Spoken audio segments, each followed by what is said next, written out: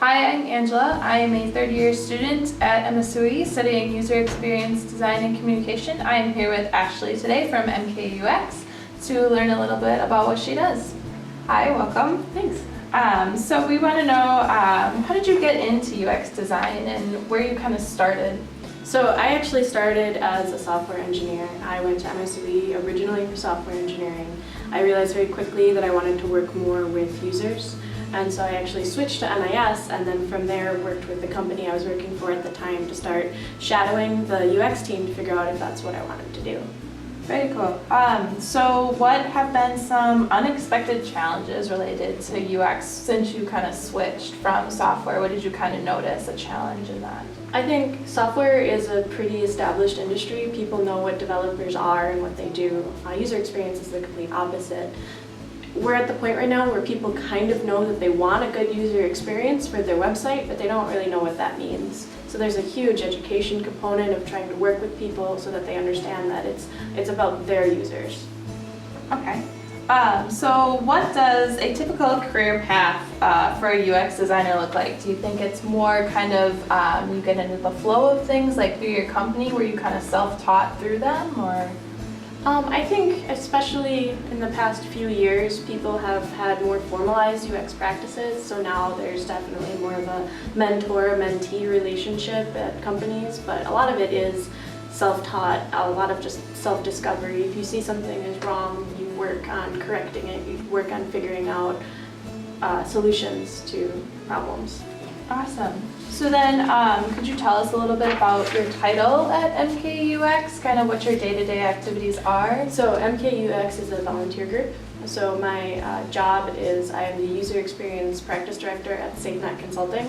So we're a technology consulting firm, and then I lead our UX group. And so I would go through and try and standardize our offerings.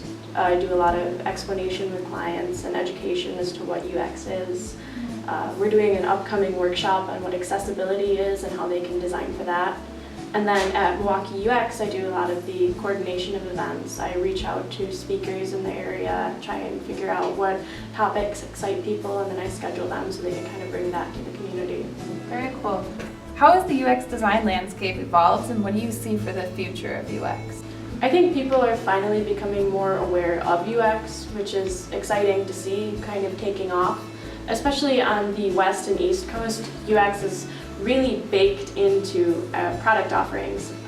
We're seeing that more in this area as well. I think as the user experience field progresses, we're going to see more in-depth analysis of users and really focusing on inclusive design, making sure we design for cognitive impairments or color blindness or even just glare on a screen.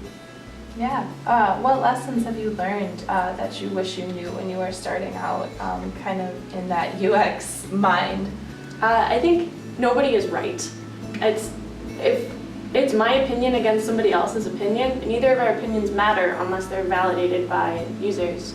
So it's really easy to get into me versus you, or me being offended that you don't like my, mock-up style, but what it comes down to is learning to do what's best for the users, and that's not always what you think it's going to be. So learning humility, I guess.